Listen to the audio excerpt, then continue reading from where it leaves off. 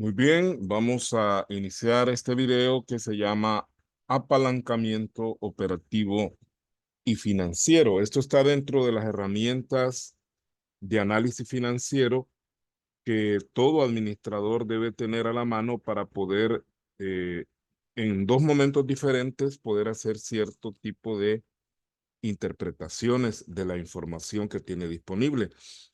Esta herramienta se puede utilizar, como decía, en dos enfoques.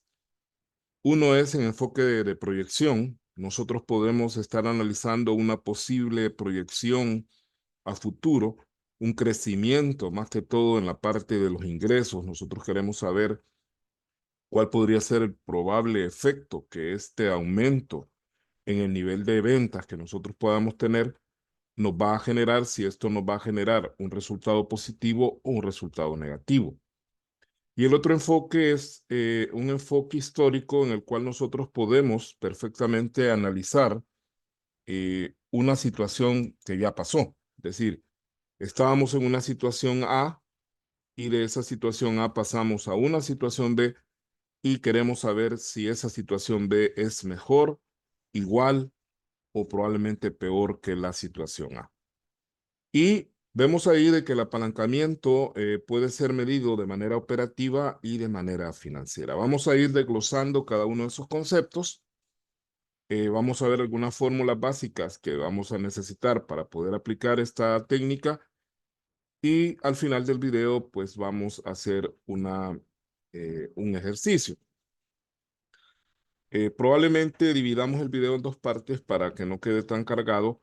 Vamos a ver la parte teórica en el primer video y en un segundo video vamos a ver el ejercicio para que tengamos eh, sea más asequible poder ver el video completo y en dos momentos, ¿no? Primero la teoría y luego el ejercicio. Vamos a comenzar definiendo qué es o qué vamos a entender nosotros por apalancamiento. El apalancamiento dice que es la capacidad que tiene la entidad para generar ingresos a partir del aprovechamiento de recursos de costo fijo. Cuando decimos recursos de costo fijo, pues nos podemos referir a una máquina, nos podemos referir a una cantidad de dinero que hemos prestado, nos podemos referir a cierta cantidad de recursos que tienen esa característica, ¿verdad? Que en alguna medida nos van a generar un costo fijo. Y en la medida que ese costo se mantenga así en dos momentos distintos, es decir, si nosotros logramos que ese costo fijo realmente se mantenga de esa manera en ambos periodos, pues el apalancamiento es eh, muy bueno, ¿no? Pero el problema será cuando este costo fijo se mueve hacia arriba, es decir, al tener esos ingresos extras, nosotros experimentamos un aumento de esos costos fijos, entonces el apalancamiento puede ser menor o podemos caer en una situación de desapalancamiento, lo cual implica de que esa situación de ingresos mayores, en lugar de generarnos un mejor resultado, nos ha generado un menor resultado, ¿verdad? En lugar de aumentar nuestra situación económica, mejorarla, la ha desmejorado. Esto también es importante que lo combinemos o lo complementemos con otras herramientas como lo es el análisis del costo marginal.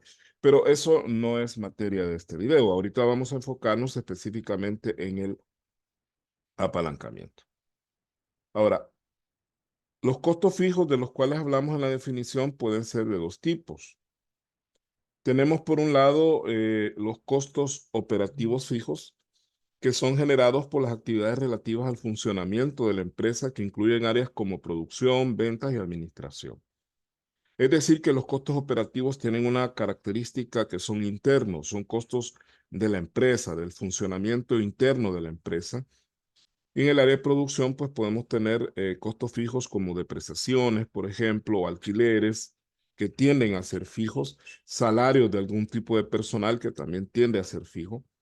En el área de ventas igual tenemos salarios, tenemos alquileres u otro tipo de contratos en el área de administración también que pueden ser fijos, ¿verdad? Como por ejemplo un seguro que estamos pagando de manera constante, una misma cantidad.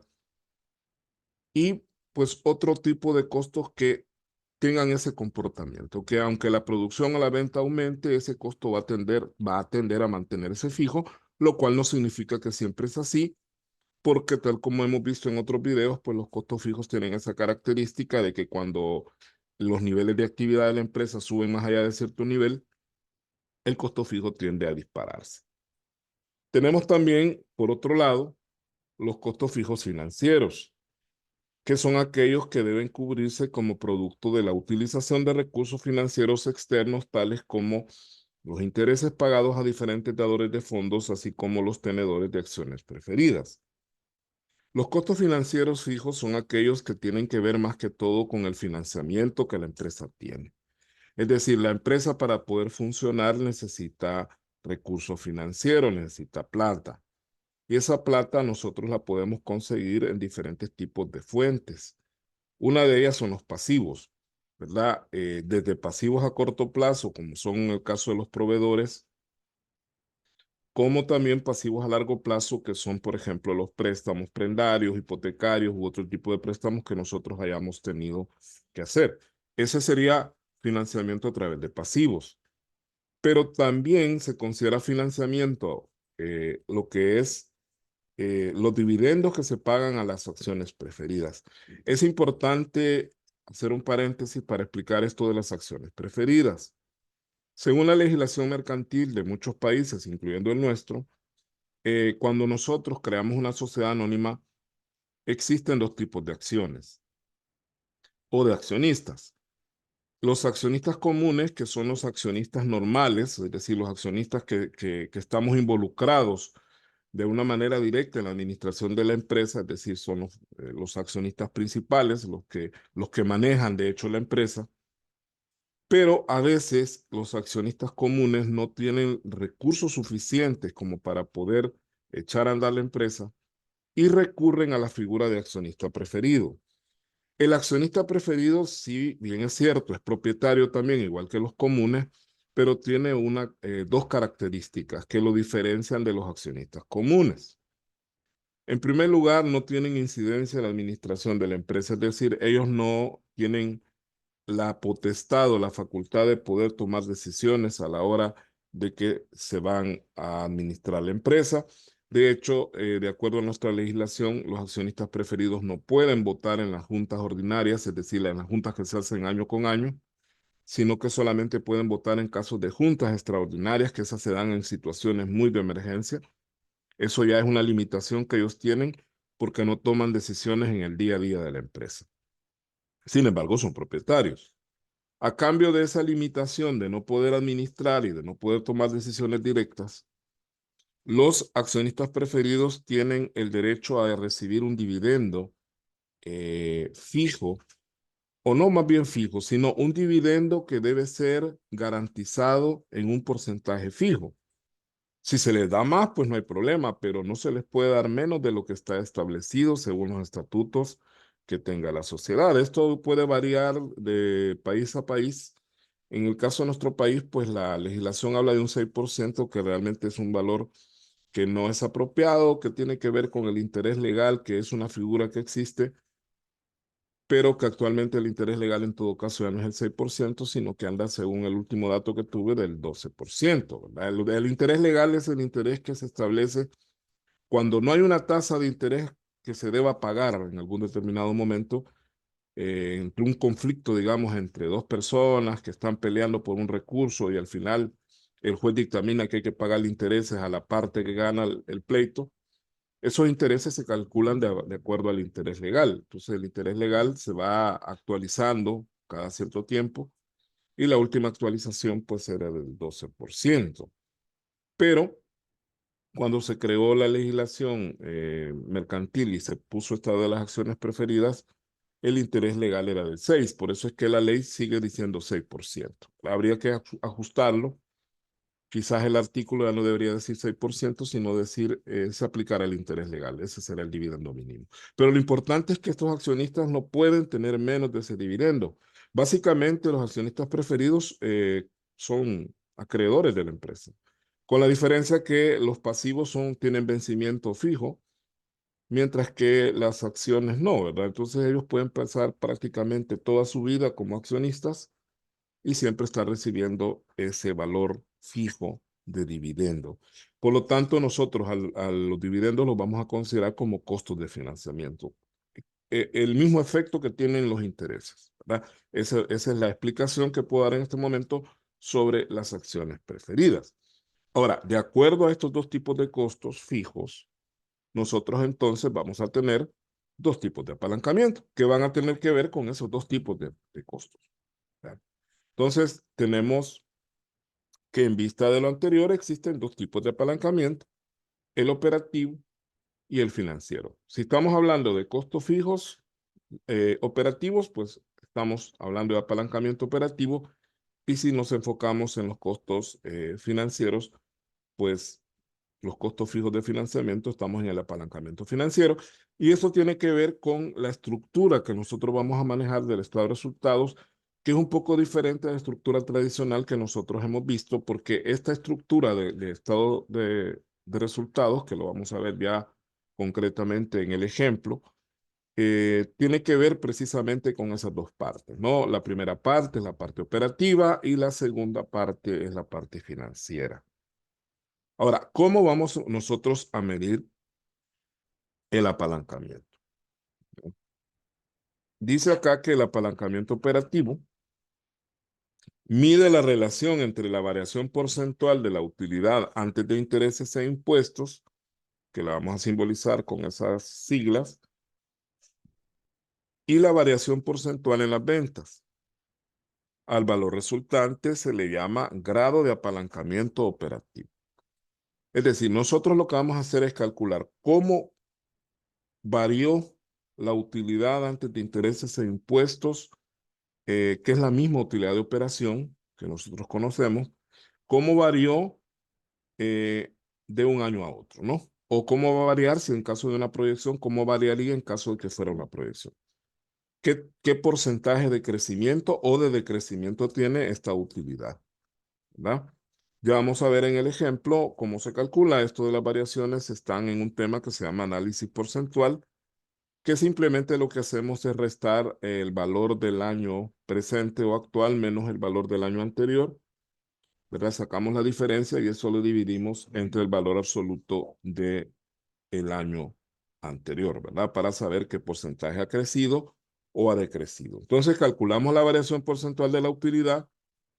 Luego calculamos la variación porcentual que ha tenido las ventas, que tanto han crecido o han decrecido, y eso nos va a permitir calcular el grado de apalancamiento operativo, que nosotros lo vamos a conocer como GAO, el GAO o grado de apalancamiento operativo. ¿Cómo se va a calcular? Bueno, la fórmula es muy sencilla.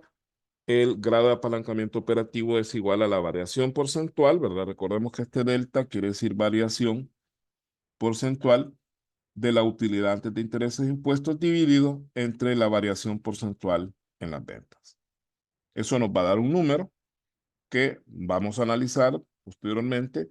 Eh, Al final vamos a dar los criterios de análisis para el valor que nos dé en este caso.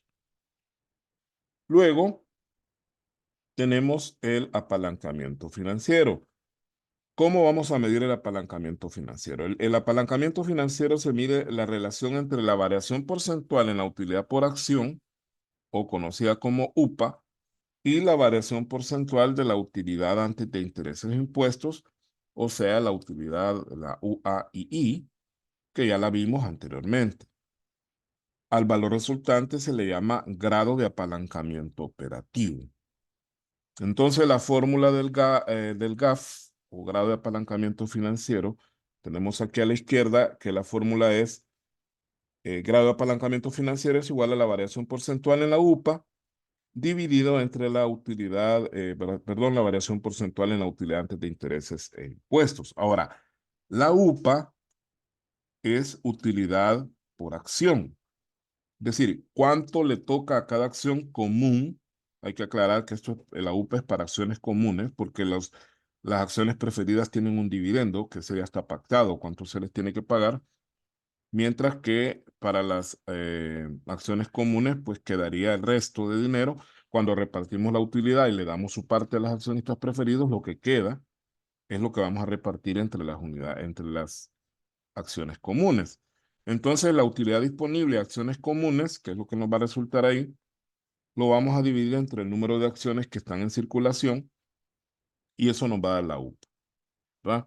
Se debe calcular el apalancamiento financiero sobre la UPA y no sobre la utilidad disponible porque si el número de acciones comunes varía de un año a otro, pues obviamente la UPA va a variar también.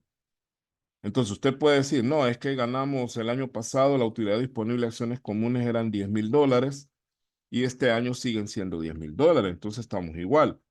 No siempre, porque si usted tiene $10,000 de utilidad disponible en un año y son mil acciones en circulación, ¿verdad? Si fueran 1,000 acciones en circulación, usted divide $10,000 de utilidad entre $1,000 comunes, perdón, 1,000 acciones comunes, le va a dar 10, o sea, 10 la UPA. Serían 10 para cada quien, para cada acción, perdón. Pero si en esos mismos 10,000 en el siguiente periodo ya no hay ¿cómo se llama? 1,000 acciones en circulación, sino que se han incrementado, digamos que hubo más accionistas que se agregaron y ya no hay 1,000 acciones, sino que hay 2,000, entonces 10,000 entre 2,000 me daría $5, lo cual sería menos, ¿no? Cada acción tendría menos del pastel, ¿verdad? Por eso es que debemos siempre calcular la UPA, no basarnos en la utilidad disponible, sino en la UPA. Ahora, si el número de acciones es el mismo, obviamente, pues la utilidad disponible sería lo único que tenemos que analizar, pero siempre es bueno calcular la UPA, aunque las acciones no hayan variado, para efecto de determinar realmente si eso ha mejorado o ha desmejorado. Y el apalancamiento total, que es la combinación de ambos apalancamientos, y que lo vamos a obtener multiplicando, ¿no? Ambos apalancamientos. Y el grado de apalancamiento total nos va a dar el GAT, ¿verdad? Así se llama, grado de apalancamiento total o GAT. ¿Y cómo vamos a obtener el GAT? Bueno, multiplicando el GAO o grado de apalancamiento operativo por el GAF o grado de apalancamiento financiero. Al dividir, perdón, multiplicar esos dos valores nos va a dar el GAT, ¿verdad? Ahora, ¿cómo se interpreta el grado de apalancamiento? Independientemente si es operativo, si es financiero o es el total, la interpretación siempre es la misma, ¿verdad? Vamos a ver, ¿cómo se interpreta el apalancamiento, el grado de apalancamiento?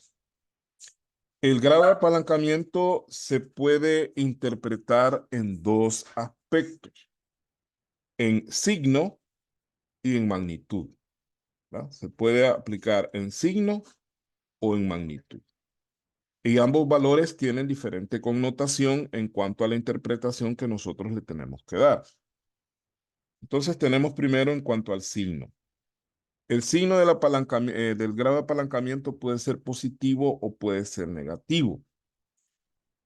Si el signo es positivo, significa que la situación analizada ha mejorado con respecto a la anterior, ¿verdad? Un apalancamiento con signo positivo implica que hay un apalancamiento propiamente dicho, ¿no? Hemos apalancado, porque el incremento que hemos tenido en una de las variables ha generado un efecto positivo en la otra variable que estamos analizando.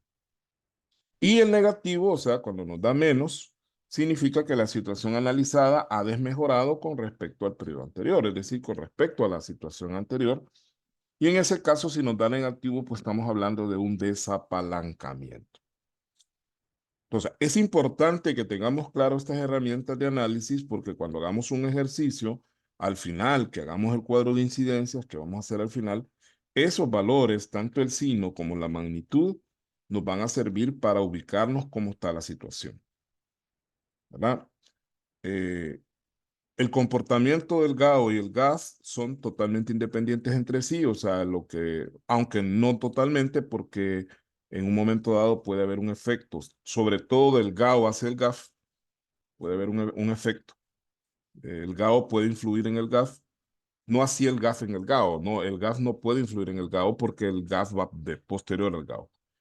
Y obviamente ambos influyen en el GAT, en el total, ¿no? Pero eso lo vamos a ver ya con números. Veamos ahora la magnitud. La magnitud del grado de apalancamiento determina el efecto generado por el incremento de ingresos en los niveles de utilidad o pérdidas reportados de un periodo a otro y se resume así. Veamos. O sea, esto tiene que ver no con el signo, sino con el valor absoluto. Recuerde que el valor absoluto no tiene signo de, del GAO, del GAO, del GAF o del GAT, cualquiera de los tres que estemos analizando. Si la magnitud es menor que 1, no estoy diciendo negativo, sino menor que 1, ya sin y olvidando el signo, ¿verdad? Ya sea positivo o negativo, su valor absoluto es menor que 1, entonces el efecto es menos que proporcional.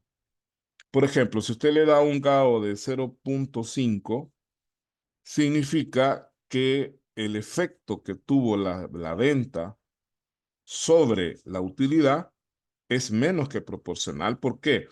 Porque mientras de un 100% que pudo haber crecido las ventas, la utilidad solo creció un 50, ¿verdad? Eso quiere decir 0.5, que es la mitad de lo que creció la venta. Si el grado de apalancamiento le da exactamente igual a 1, el efecto es proporcional, lo cual significa que si la venta creció un 100, la utilidad también creció un 100, ¿verdad? No siempre es 100, ¿verdad? Puede ser 50, 50, pero siempre el mismo crecimiento que tuvo la venta, lo tuvo la utilidad. Creció en un 100, la venta, entonces la utilidad también creció en un 100. Si la magnitud es mayor que 1, entonces el efecto es más que proporcional. Es decir, poniéndolo en el mismo contexto, si la venta creció en un 100%, entonces la utilidad creció un 150%, por ejemplo. Entonces está creciendo más la utilidad que la venta. Por lo tanto, el efecto que ha tenido la venta sobre la utilidad es más que proporcional. Si el grado de apalancamiento le da 0, quiere decir que el efecto es nulo. Al haber un efecto nulo, lo que significa es que el crecimiento que pudo haber en las ventas no generó nada prácticamente en la utilidad. Es decir, volviendo al mismo contexto del 100%, si la venta creció un 100%, ¿verdad? La utilidad no creció nada. Es decir, se mantuvo igual. Aunque vendimos más, pero ganamos igual. Entonces, el efecto es nulo. Esto también se puede dar. Y el efecto menos común es el último, que es el indefinido, que es cuando eh, no ha habido ningún crecimiento en la venta, por ejemplo, la venta no creció, pero la utilidad sí. Que ahí la única forma de explicarlo es de que no ha habido mayores ventas, por lo tanto, la única manera de explicar una mayor utilidad con el mismo nivel de ventas es que los costos hayan reducido. Si hay una reducción en los costos, este efecto se da. ¿Verdad? Efecto no provocado porque no ha habido nadie que haga que ese efecto se genere, sino que la utilidad no, o sea, sí ha habido algo, ¿no? Los gastos menores, pero no ha habido un ingreso mayor. O sea, no es un ingreso mayor el que ha generado que la utilidad crezca. Y por eso ponemos ahí que es un efecto no provocado. Entonces, tenemos ya las herramientas listas. Vamos a cerrar este video, que sería la parte teórica, para que quede así de una manera separada el ejercicio de la teoría. Y en el siguiente video vamos a ver el ejercicio. Así que muchas gracias por su atención.